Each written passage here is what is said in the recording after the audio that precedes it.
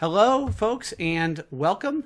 I'm Ben, that gamer priest here on Twitch, and this is the first ever of these Holy Happy Hour Batman. That's how I should have started this thing out. Holy Happy Hour Batman. It's 5 p.m. Eastern Time, which I guess for some people is probably happy hour. It wouldn't necessarily normally be for me, but it is here on Twitchland because I've decided it is. And I'm really excited about today because this is the first ever of these happy hour streams, and because we have an extremely exciting guest who is going to be joining us in just a moment. So in just a moment, I'll bring her in and we'll chat with her. But before we get to that, a couple of things about this stream. I'm so grateful that you're joining me for this first one and that we're here for it. Holy Happy Hour Batman is going to be conversations with heroes from the gaming and game design, RPG, and generally geek sort of world who are going to be joining me to talk about faith, life, spirituality, lack of faith, lack of spirituality, lots of different things sort of on the spectrum, life in general, games probably, and whatever else sort of comes up. So I'm Ben, and I'm an Episcopal priest, and I'm also a gamer, and so that's sort of the intersection of my two worlds that I'm always in as someone that runs a podcast network that talks about games and takes games seriously, and as a priest out there in the world. And so that's the natural intersection of my life, and I really wanted to do a stream that sort of brought those two things together, and we're going to be talking about the origins of this stream in just a few moments with our guest. So before we get to that, though, because it is happy hour, part of this, I guess a slight other intersection of my life is that I do like inventing cocktails. I like making them, and I enjoy local craft spirits and local craft beer. So I wanted to, since it was a happy hour stream, I thought what I would do is invent some drinks for us. So before we bring in our guest, the first drink this week I want to introduce to you, I'm calling in honor of being Holy Happy Hour Batman. I am calling the Dark Knight and Stormy. You can see the recipe up on the screen. And the Dark Knight and Stormy features a local Philadelphia spirits, which is where I live here in Philadelphia, from New Liberty Distilling Company in Philadelphia, Pennsylvania. I'll show you the bottle right here. I used their Dreadnought Dark Rum for this drink. And I got it right here. It is a play on the classic cocktail, the Dark and Stormy, which is dark or black rum, lime juice. In my version of this drink, to honor Batman, I decided to make it spicier. That's the only way I could think to make it more Batman-y, is to make it spicier. So I added cinnamon syrup, falernum syrup, and you can see that it has ginger beer in it. And so basically you mix everything with the ginger beer together in your mixing glass with ice. You pour it out. I did a dirty dump for it, so I just dumped all of the ice out into my glass. Then I added the ginger beer and stirred it up. It's not a particularly dark drink for a drink called the Dark Knight and Stormy. And yeah, and you can see that someone's coming in the chat that this glass does have my face on it. It's actually from my podcast that we don't really do very much anymore, Priest Pulse, which you can see is on the back. It's a logoed glass from that. So the Dark Knight and Stormy is our featured drink this week. Thanks to New Liberty Distilling Company, who I would like to be a sponsor, but they're not yet. So I'm just pretending that they are until they actually are. But they're a local Philadelphia company that I have a relationship with and really like.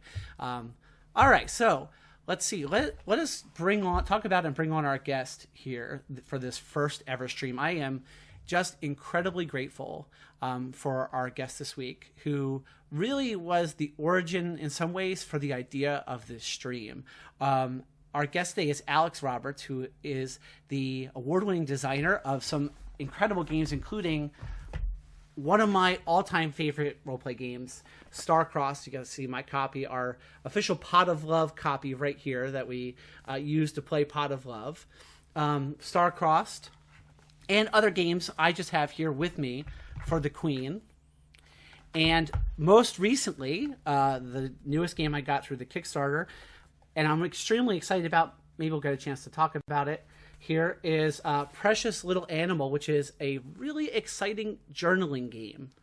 So, as I said, joining me today for the first time is Alex Roberts. So I'm going to bring Alex on here with the magical power of the internet, I hope. So let me see if I can get it right.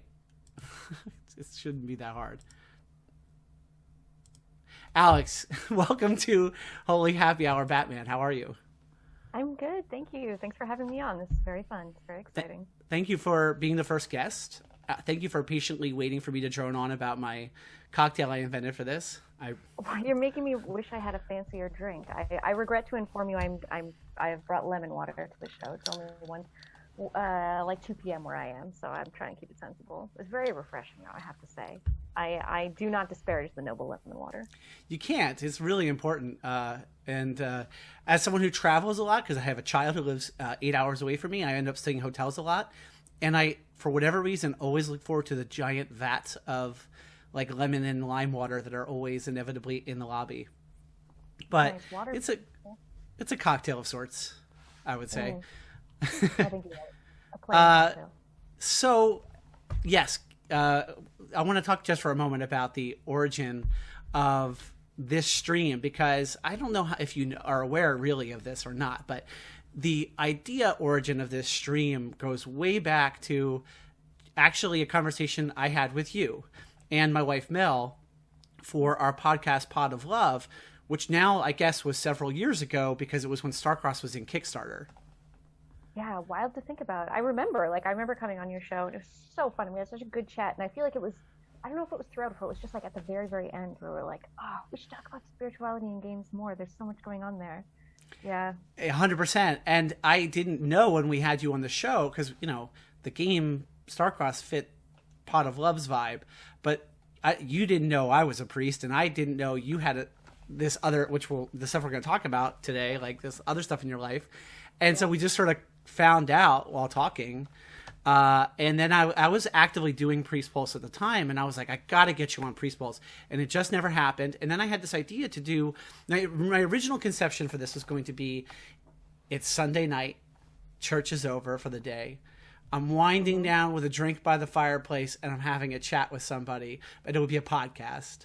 And so that's what I thought this would be originally. But there was no one else I knew I had to have as the first guest. Like, you were 100% the first guest, had to be the first guest.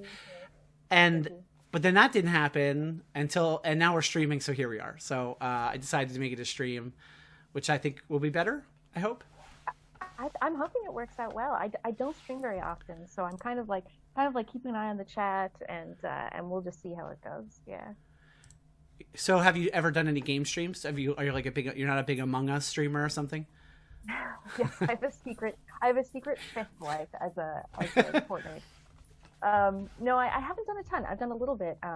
Generally, For the Queen plays really, really nicely online. So I've done a couple of games with For the Queen, and I've been on like friends' streams a couple of times to help promote their games. And it is really fun. Like, I really consistently enjoy it. But I don't know, it's not something I do very often.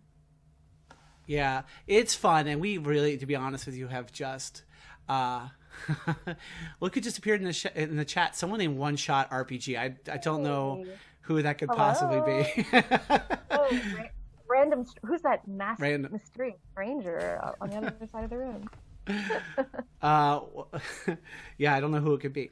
I'll try not to let it distract me. Actually, it's more like it. Anyway, yeah. So let's sort of talk about faith and life and spirituality. I was really intrigued because you told me that you actually had I'm trying to remember exactly the word you used. I think it was irreligious childhood. Is that how you described it? Irreligious is definitely the best way to describe it. Like, that surprised me a little bit. Yeah. My parents just like didn't baptize me, which of course was like a big deal in like Newfoundland at the time. And would occasionally go to Anglican services with my grandmother, and would hang out with friends and go do their things. But my parents' perspective was very much like, you'll figure it out.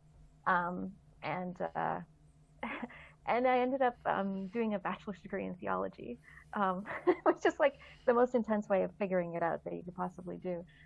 I went to school for philosophy, found out that I hated philosophy within a couple of weeks of trying to do that.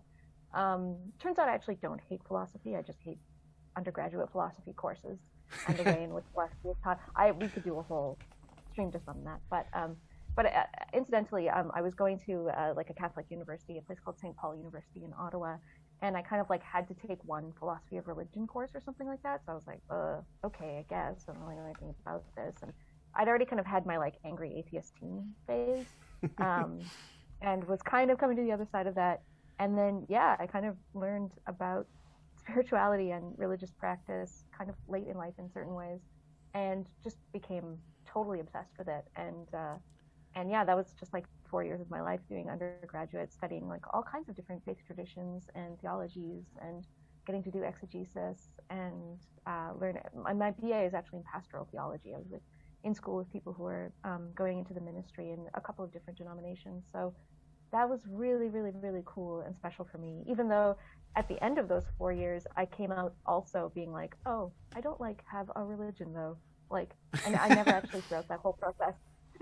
I went to so many different, like, it was a great education that was not, that I really got to learn a ton about like scriptural analysis and also like theology, just as its own kind of endeavor and practice. But I also got to like attend rituals and attend ceremonies and, you know, go to this mass and that, you know, celebration and whatever. And it was super cool, but never throughout that process did I actually have this feeling like, oh yeah, this is me and I'm really experiencing this right now. I'm experiencing the divine. I always had this sort of, I don't know, like academic remove from all of it. Yeah, I was going to ask, is it a side effect of studying it academically? Is feeling like you're approaching it like a scientist or something? I wonder, yeah, I really wonder about that. And I did feel this kind of difference between studying or making sense of something that you believe, or engaging with something that you believe in an intellectually rigorous way, and me sort of like looking at something, you know, rather than doing that. I mean, not that I did no looking within, but I definitely, I couldn't have that. I didn't really have the experience. I had an understanding, but I didn't have the experience really throughout that. Did I catch you say that was at a Catholic undergrad? Yeah, it was. It's a pretty liberal institution. I think every queer Catholic in the entirety of Canada was in my graduating class. So it was, relatively speaking, pretty chill environment. And it was specifically like an ecumenical university, and so particularly by the time that I got there, they had a real focus on you could actually minor in interreligious dialogue, just like okay. as a discipline itself. And you know, my classmates tended to come from a lot of different denominations, and yeah, it was an interesting environment for sure. So what was the pastoral BA like? It was people who were training to be pastors for the most part. Yeah, full on. And it's so funny to think of myself then, because I was really like, wow, I like the idea of being a minister. Like, there's something about like just like engaging in these like questions with people, but also being like kind of an emotional support and like, you know, helping people through these like transitions and whatever.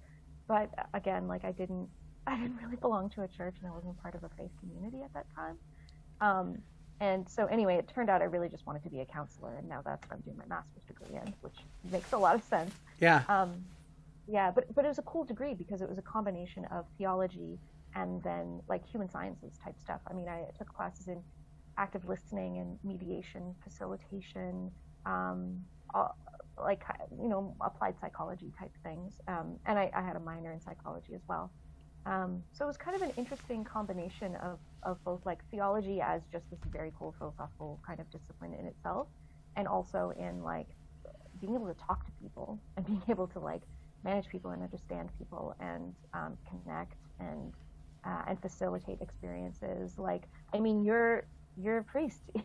You know that like that the theology is just one, maybe even a kind of small side of it sometimes. I definitely think that there is a porous relationship between like counseling and pastoral care, and a lot of people I have found in my experience will enter into one of those things and end up in the other sometimes on sort of a personal journey where maybe they start as a counselor, but they have this deep religious side of them, or or spirituality is a huge part of their counseling, and then they end up, you know, sort of moving towards pastoral care or towards being a pastor even. Oh, I heard your audio is a little low, so I'm going to turn you up. So thank you to Josh for that. Thank you. Thank you. That's partially just me. I'm told I have a quiet voice. I can also up you, so hopefully it's a little better. And sometimes it's the other way around. Sometimes people sort of transition, you know, the other direction, as you said you did. But I am kind of curious, about how do I say this? So I'll frame it in a way so that it sounds a little less, so it doesn't sound insulting, because I don't want it to be. But I went into college and had a philosophy degree, but I thought I was going to go in and I thought I was going to do something more pastoral in my bachelor's. I thought I was going to originally I was going to be a youth minister, which immediately it's a long story I'm not going to get into. It became evident was not going to happen, and was certainly not my calling, becoming a youth pastor.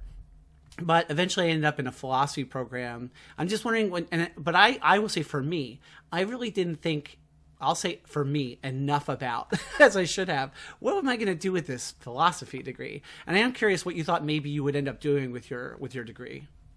Oh, I was so not focused on that. I mean, well, that's not true, actually. Like, I really kind of thought, I don't know. Like, I think early, like maybe first 2 years, I was kind of just like, I just want to do something I care about. I was just so excited to be in university. I was just a huge nerd, and high school's kind of rough sometimes. And I still really just love learning, and I love studying, and I love being engaged in academic discourse. And I don't know, especially then I just had so much passion for it. I was kind of just focused on what I was doing. And then I think I really did feel this sense that, like, am I feeling that kind of calling? Do I want to be involved in as a pastor or a minister or a chaplain? The idea of doing hospital chaplaincy was really cool to me. But then the more time that I spent with people who really were experiencing that calling, really showed me that I was not. And so then I started to think about counseling, actually, when I was still doing my undergrad. And I kind of thought, okay, if I have this pastoral theology degree and I do a minor in psych, I could do a counseling master's. And towards the end of my degree, it was really like, okay, this is cool. I like having this grounding in spirituality. I think that's relevant for a counselor to have, for sure. And I have enough psych that I could probably get into a counseling degree. And so I kind of thought I was going to do my master's in counseling right out of undergrad, and then just some things happened, and I ended up taking actually 5 or 6 years off of school completely, and also in that time becoming a full-time game designer, which I would never have anticipated. Yeah, and I wonder if that's coincidental or maybe not so coincidental, but yeah. I mean, let's talk about that, because in terms of there's so much about understanding what is meaningful and important to people, understanding what people find worthwhile, how they make sense of things, how they make meaning of their experiences, and being able to facilitate a ritual, being able to tell what's going on with people and what they're looking for and how they're experiencing what's going on, and being able to walk them through something that has certain things that need to happen, but is also not necessarily like a super strict, rigid thing, but a thing that has a certain repetitive structure to it. That's GMing. That's GMing. And and that's facilitating a LARP, and that is doing a play test, is doing that in an open inquiry way. And so I keep thinking about it. I'm like, I mean, that's, I really, really only got into gaming, I think it might have been after I graduated, actually. And that's where I really had here's the experience of really connecting with other people, of making something meaningful, feeling creative and connected to something both immediately in front of you and kind of beyond yourself, and more self-aware. That was a beautiful experience for me, was really getting into gaming. I had never made that before. I was thinking while you were talking about sort of studying sort of religious experience but not having the personal experience, I was actually thinking about how a lot of times when you're playing in a role play game, depending on the game, you often end up being in both of those roles at the same time. You end up sort of both thinking from a meta perspective about the situation, but also sort of directly experiencing it. Yeah. I mean, I think this is some of what people are trying to get at when they talk about immersion is, there's some RPG theorists will talk about a kind of dual consciousness of I'm aware of the game as a player, but I'm also experiencing the fiction of the game as my character. And there is something about just being immersed in something and knowing, okay, I'm telling a story and I'm following some rules and I'm doing things as the player of a game, but then also watch how people watch how people remember games. Watch how they tell you the story of the game that they played, because they'll be saying, yeah, I went over to my buddy Jeff's house and we set up this game and we sat down and we played. And then as the story goes on, and then I was betrayed by someone who was kind of a father figure to me. And so what I ended up doing, right? And then towards the end of the story, they'll go, and then we kind of wrapped up and chatted for a bit. I had a beer and and then I walked home. Yeah. And right, like think about how people are really experiencing role-playing games. It's not all one or the other, right? There are these moments where we get more or less into it, more or less immersed, more or less kind of, I don't know, feeling it. Yeah. Yeah. Sort of I think of it as like almost sort of stepping down into the game, right? Like stepping down into the character, into like the world and the rules that guide the character. It's like an incarnational thing, almost like a stepping down, going down into it, and then eventually sort of pulling back up out of it, and then reflecting on. And I guess it's probably while you're playing a constant pull in and out. It's not just all one or the other. Yeah, absolutely. And I think a really strong facilitator of any ritual, a LARP or a game or, anything, will have that ability to kind of like hold sort of regular everyday and then slowly bring you down and then kind of slowly bring things back up. And yeah, I mean, think of how that's like religious experience too, where even if you're doing something that is worshipful or ritualized or meaningful or whatever, you have this sense of like, sometimes I'm really in it. Sometimes I just like, wow, I just feel so connected, and I forget myself, or I feel that I'm having this like, I don't know, this indescribable thing. And sometimes I'm just sitting there. Sometimes it's like I'm singing the song that we always sing, or I'm just doing whatever, and it's me, and it doesn't actually feel different from normal life. And I think important part of maintaining a spiritual practice is being like, I'm fine with either of those things. Like, yeah, yeah.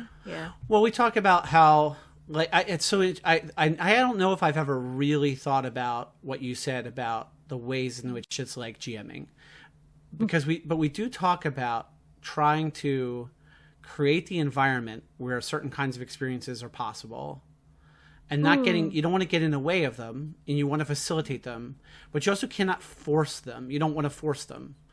Yeah. You could probably use that description to talk about like church activities, or when I sit down to GM at the table, I want to like create the environment for certain types of experiences, but they can't be forced.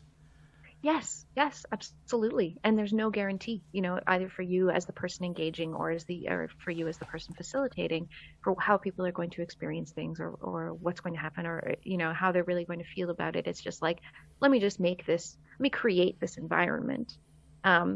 And now that I'm still an intern, I can't really say I'm a counselor, but I do have similar feelings about developing a therapeutic relationship where it's not about me changing you, but it's about me sort of creating me co-creating an environment where you feel like it's safe to try new things, or it's safe to change, or it feels like you can explore things in a different way or look at things a different way, whatever the sort of vector of change might be. But again, yeah, it's not about, it can't be about sort of making that happen, engineering that. It's about like, yeah, creating an optimal environment. I was wondering where you see the intersections between what you do, counseling and game design, and maybe, well, I'll just let you answer. I won't lead it all. You can tell that I immediately wanted to go off. I mean, yeah, I have to be careful when I say things like counseling is a game, because I don't want that to come off like counseling is immaterial, or it's not important, or it's whatever. But to someone who understands how I feel about games, when I say counseling is a game, what I mean is that it's a structured interaction.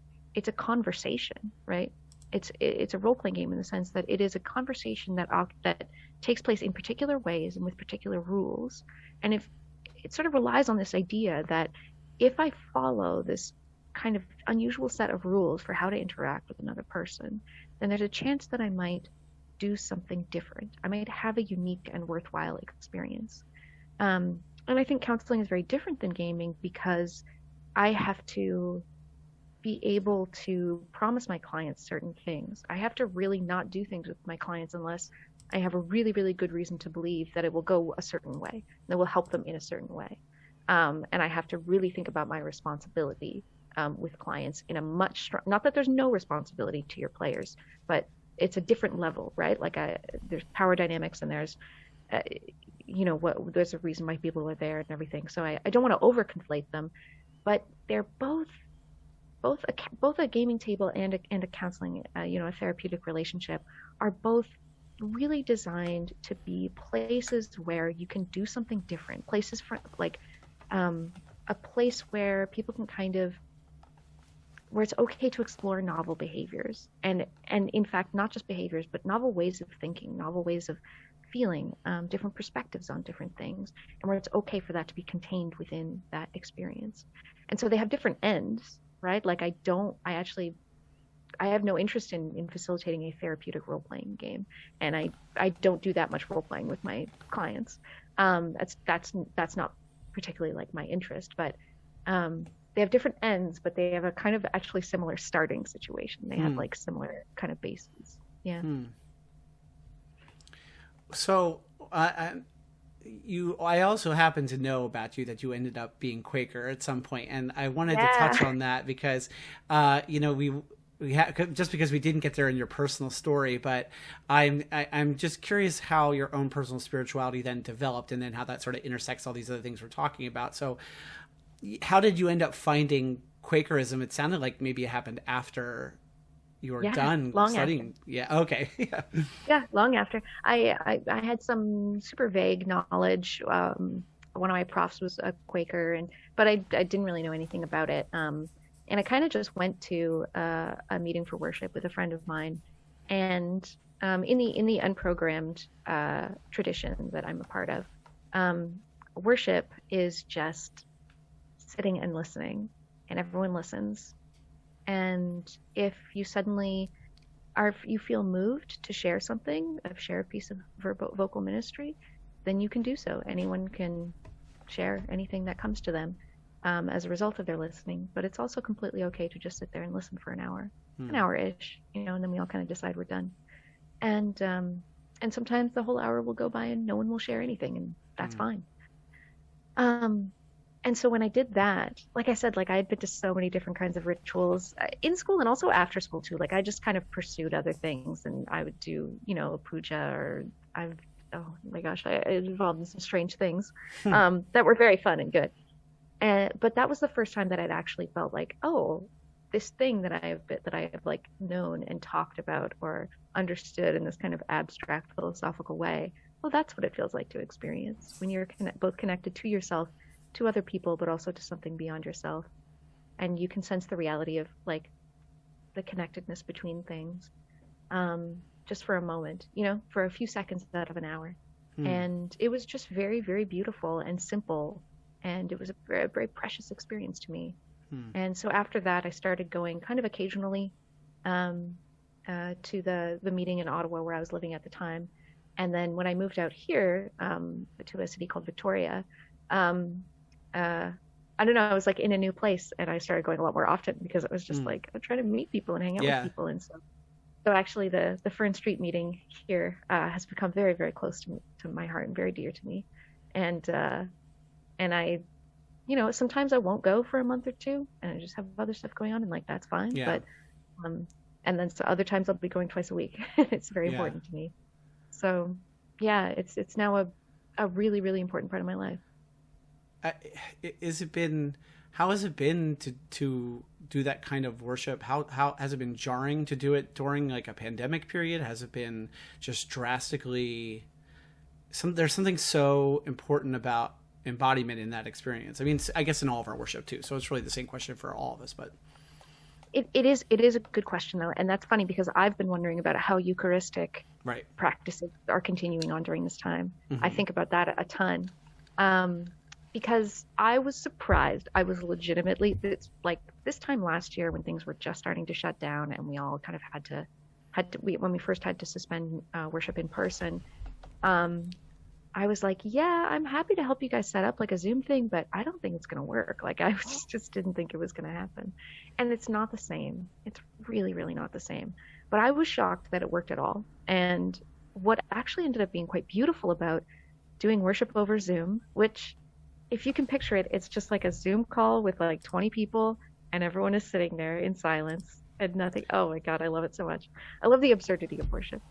Um, like what's cool about that is that actually there are some people who are connected to the meeting, but either like, couldn't go every week or couldn't go unless they got a ride or, live far away now, but used to be connected to the meeting, or they lived in a rural area, or they have a young kid at home, and like kids are always welcome during worship, but like realistically, it's just not always possible to get away as a parent.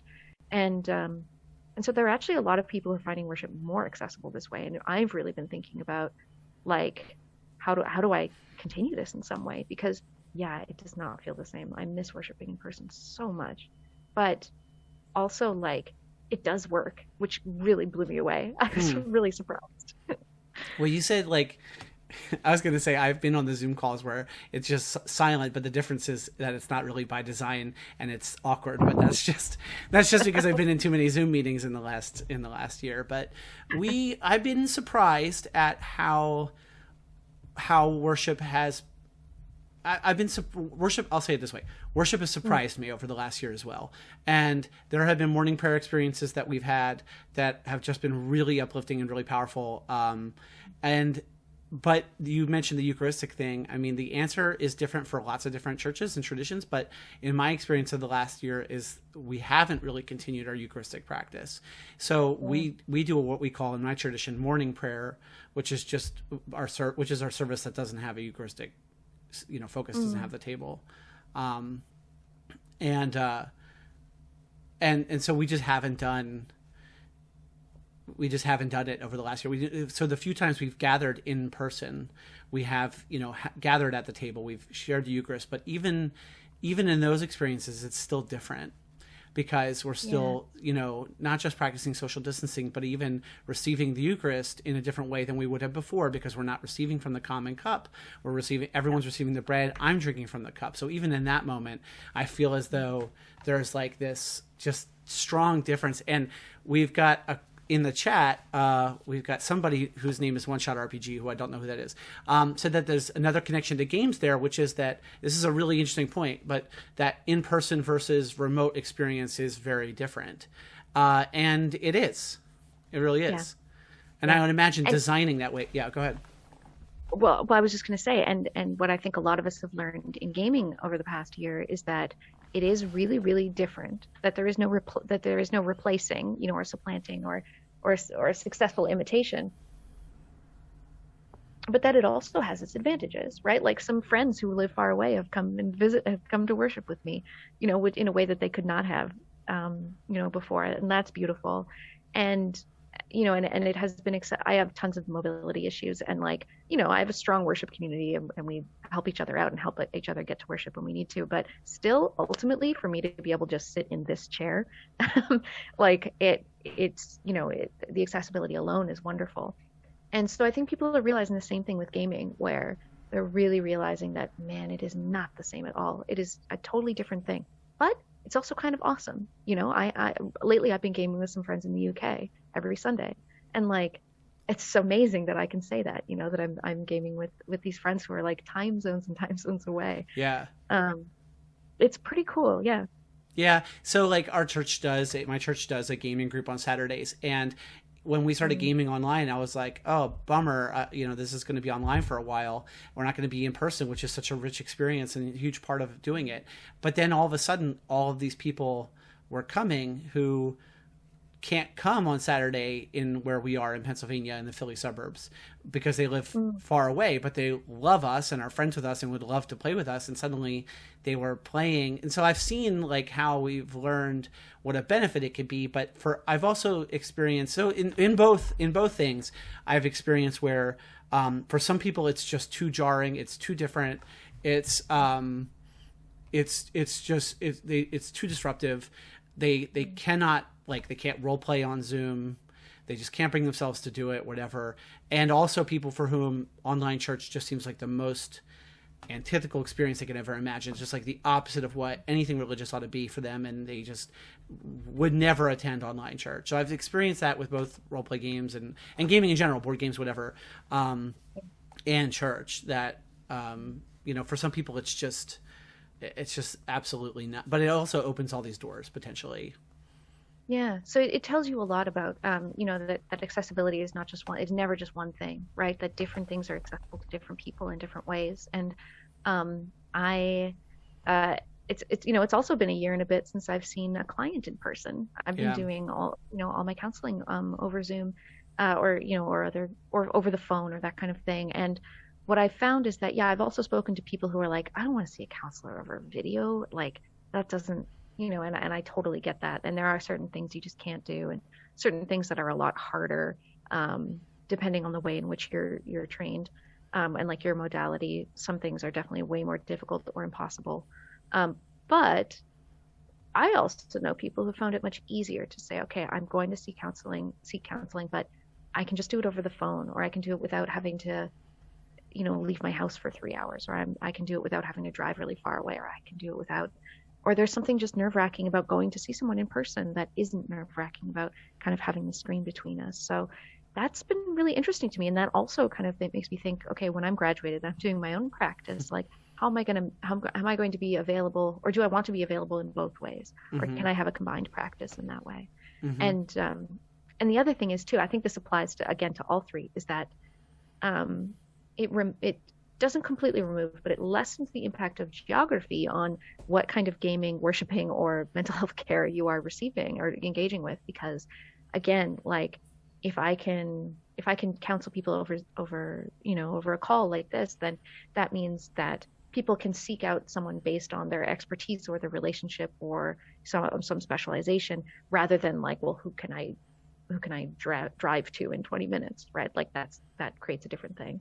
And or in the case of gaming, like, do I just game with whoever is in my town, or do I go and find the people who I really have something in common with? Do we have a similar play style, like the same kinds of games? And you can kind of pick and choose that way. And it's the same thing with worship too, where like honestly a lot of people are like going to the thing that's like near them and also kind of suits their values and suits their mood, or is approachable to their family, or that is the most agreeable to everyone in the family, or whatever. But like, again, if you have the option of doing it online, then yeah, like I said, then you can go and like worship with your friend 3 time zones away because you enjoy that meeting or that community or whatever. So it sets up a really different set of like choices that like different choices become available, different choices become unavailable. It's really interesting. So one of the things that was said in the chat that was also what was in my mind was thinking about the way in which so I've seen in all of the stuff we're talking about done online versus in person, like a couple of tendencies. There's like the tendency to, okay, I'm just going to try to replicate as close as possible what we would be doing if we were not online, but try to replicate that online. And just as kind of an example for that, tomorrow night my game group is going to run 10 Candles, the horror game. And so what are we going to do? Well, we're going to encourage people to like light 10 candles in front of them in their home, and they'll just have the camera on and be talking to each other online. But I think about a game like Starcrossed, and I have seen, and I know of course you have, obviously, online adaptations of Starcrossed. I have not played that way, but we have talked a lot about like how we would play it online. But that's another one where like it changes pretty significantly if you don't have the ritual nature of the tower. For those who don't maybe know, who might be watching, it has a tumbling tower between the two of you that you pull pieces out of, and so talk about changing the experience when you move it to digital. So I just wonder, like, how you, like, what you take and what you leave, and there's really no good answer to it. It's just sort of figuring out how much of this is going to be replicating the in-person, how much of this is going to be its own thing. Yeah, and I think so much about about live action online gaming as its own discipline, as its own field of game design. Garrett Ridinghouse was already pre-pandemic doing so much work in this, around like, how do I specifically, instead of like adapting an online in-person experience to an online environment, how do I design a really cool online experience that assumes that everyone's going to be over video, and assumes that everyone's going to be in a different time, and assumes that everyone's going to be, in their own physical space, but in a shared online space. And that's really, really cool. Like that's super fruitful and interesting. Like, you kind of think like, well, why wouldn't we want to explore that as game designers? And Starcrossed is such a great example because like it really, really makes me think hard about what is essential and what is important about Starcrossed and what really makes that thing work. And I think there are certain things about it that will never come across online, but there are also certain, certain special ways of playing it too. Like a big function of the tower in Starcrossed is that it sort of like displaces a certain amount of energy. Like people kind of project a lot of energy into the tower to kind of keep things separated between players. But also there's something about not just pulling from the tower, but when your partner is pulling from the tower, you're very focused on their hands and like the ways in like there's so much expressively happening in how someone pulls from the tower that gets so much across. So like, okay, if I can't have that, right? People have come up with some brilliant ways of playing Starcrossed online though, like either using a dice roller, or there's like a spreadsheet that you can use that sort of just ups the ante of each interaction. And in fact, Garrett Ridinghouse played a really cool game. It's online somewhere. He played with Jen Martin, where they played Starcrossed online. And what they did was, because in Starcrossed you have to be touching the tower if you want your character to speak. Like you can speak throughout, but if you want to give dialogue, you have to be touching the tower the whole time. It's like the worst part of that game. And I mean, / best part of the game. Yeah. Yes, exactly. Good. It's the one that really makes people squirm. It's the one that really makes people uncomfortable in a fun, cool way. Yeah. It's the one that just really gets a certain reaction out of people. I love that. And I thought, well, what's the equivalent of that? But again, like people are playing it online, and what Garrett and Jen came up with was you have to touch the other person's face on the screen the whole time that you're doing that. And that's something I wouldn't have suggested or thought of that, but they told me about it, and Garrett was like, yeah, it's really, really intense. And it has that same feeling that you get from touching the tower of like, I can't do this for too long. This feels really loaded for a different reason and in a different way, but it serves the function, right? Like I think adapting to online play really makes you think about what is the function of this rule? What is the function of this mechanic? What is the function of this practice, of this way of doing things? And can I get there? Can I fulfill that function? Or does it turn out this has no function at all? Right? Like, yeah. I guess it could reveal like, oh, this wasn't essential to this experience really at all for some things. And for some people that's even something like, rolling dice. Whereas for other people like me, I can't even imagine not rolling physical dice. It's just the most, it's like such a core part of something about the tangible items. They become meaningful for me as a part of the ritual. Yeah. Yes. And I think dice are a great example because dice are functionally random number generators, but they're also not just that. Like there is a difference. And for me personally, when I play, I'm like, oh, I'll just use a dice roller. Like I'll just use a program. For me, it's no different at all. And then for other people, it's like, no, like there's something about holding an object in your hand, the feeling, right? The experiential difference, that moment between when the dice like leave your hand and when you actually read them, like for a lot of people, like that is an essential part of the game, that micro slice. And that's not in the rules, and that's not in how you advertise the game. That's not in how you describe the role-playing game. But again, like you don't realize how important that is, or that is part of the experience that you're seeking until it's gone, right? Yeah. And then you have to think, what else is here? And there's also history in it too. Like when I opened my dice tin was given to me by my friend Sean. It was a gift. And so I have years of role play experiences with it. And then there are dice in my dice tin that when I look at them, I have memories tied to them. So we actually do this with Starcrossed too. And I didn't prep to show you, but like this is something that friends of mine started doing around the game Dread, which is anytime you play Dread, if your character dies at the end, you take a marker and you write the name of that character and something about them on one of the pieces of the tower. And so Mel and I started doing that with Starcrossed, which is whenever we play Starcrossed, afterward we write the characters' names and something about them on the pieces. And so there's just history there in, we're tied to this. It's not just any tumbling tower now. For us, it's this tower. Oh, I really, really, really love that. I really, really love that. And like, man, really thinking about breaking down the binary between spiritual and material, right? These things are not different. Like material, I don't know, just like physical objects, like can possess and can be imbued with a massive, massive importance. And that's for me. That's funny for me, like coming from this, like, I'm really in a spiritual tradition that is about like plainness and not exactly minimalism, but plainness, like not, we don't involve a lot of specific objects. We don't use like images and icons in the way that other traditions do. And so there's this really focus on like kind of like, okay, when you minimize those things, when you get rid of a bunch of things in worship and you have it sort of down to its bare essentials, how do you experience it? That is like a compelling and beautiful ongoing question. But it doesn't mean I forget for a second that like, no, an object can really have power.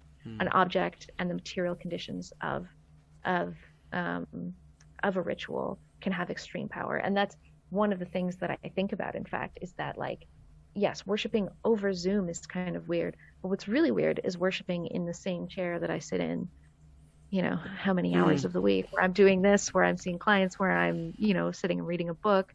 And I think, man, even our meeting house is so plain. Like our meeting house is just like almost empty, and we just have these super simple chairs.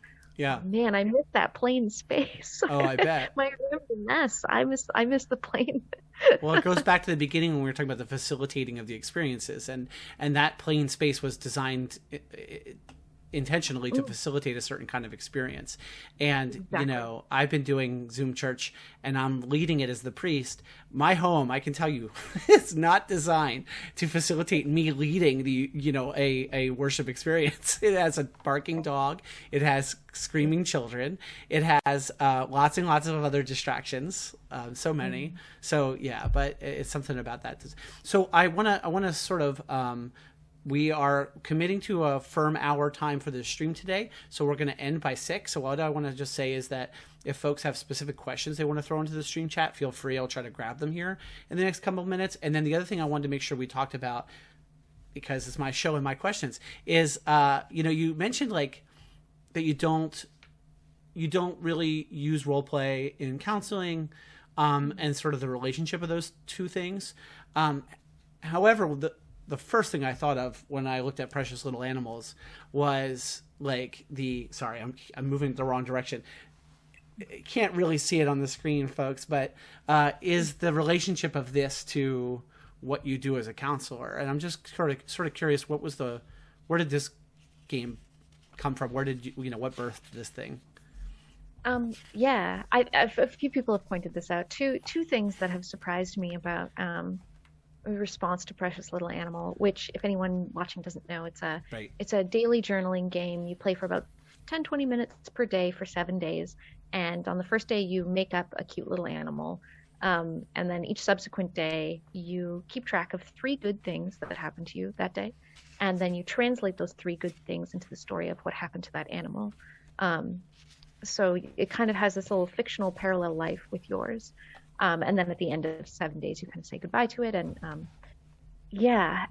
so people have told me that they're like, oh, there's like a therapeutic aspect to this.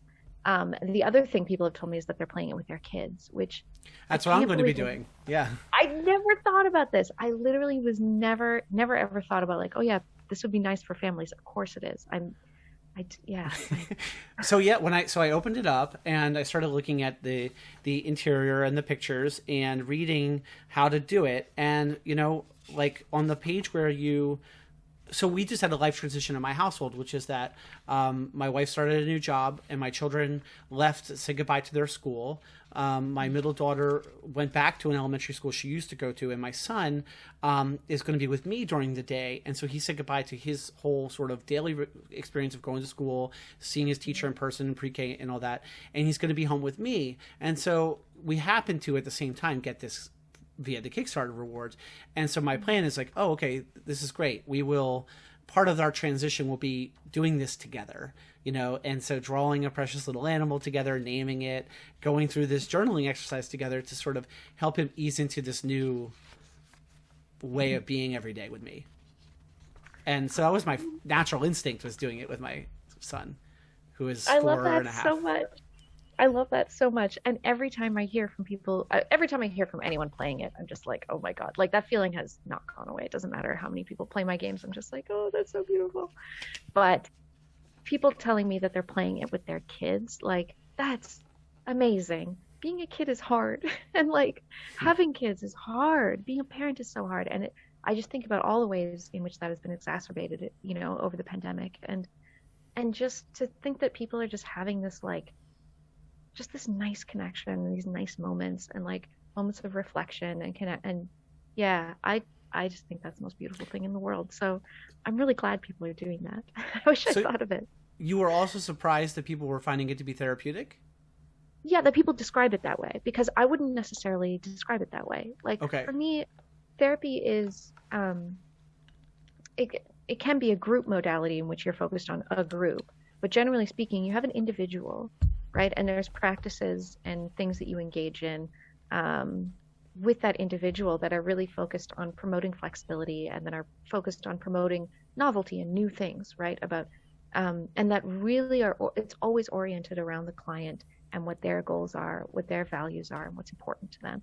And we always make sure that whatever we're doing, you know, that my process with one person is completely unique, and I'm never going to try to apply it to being with another person, because it is focused on moving towards whatever that person values, which is generally unique.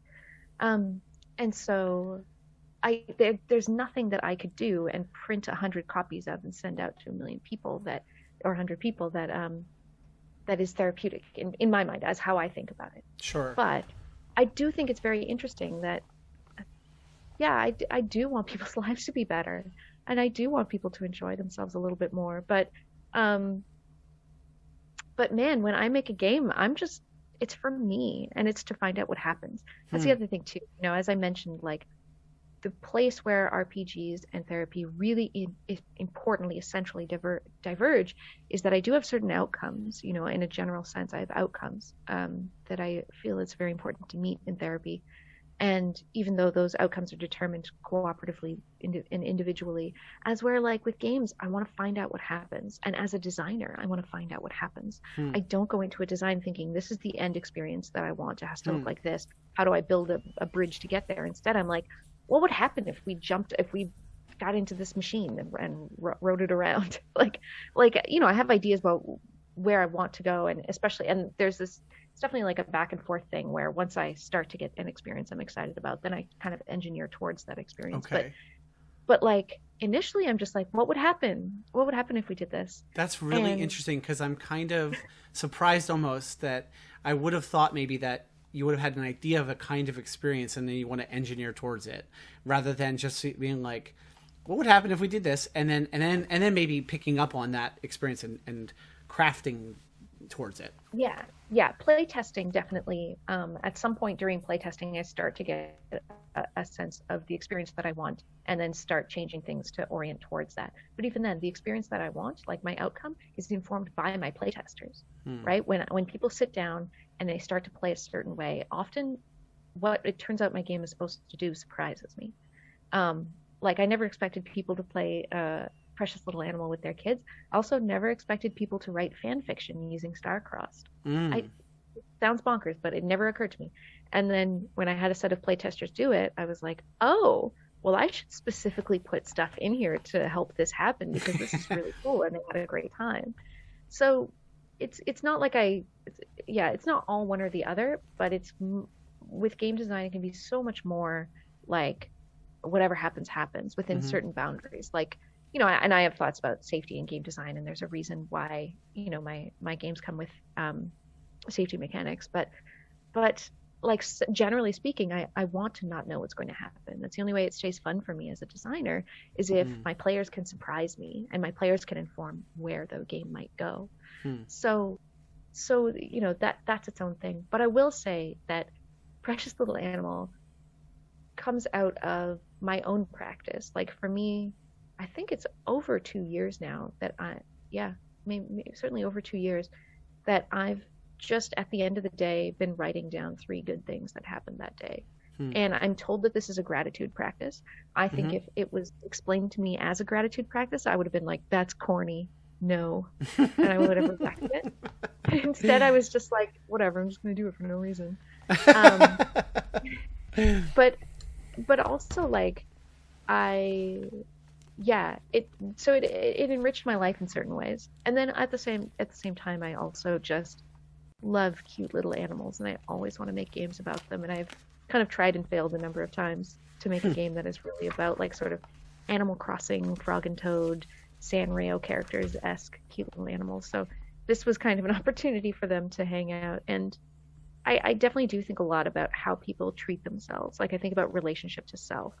But honestly, that comes less from, I guess it's informed in some sense by, what I know and practice and understand as a counselor, but mostly it comes from myself and my life as a person on Earth is just like, there's a lot of different kinds of relationships that we can cultivate with ourselves and ways that we can treat ourselves. And a lot of ways in which I've missed the opportunity to be a good friend to myself, or be a good caretaker to myself, and how life changes when you think of yourself as like, I don't know, it's like what if I treated myself the way I would want a good partner to treat me? What if I treated myself the way I would want a good friend to treat me?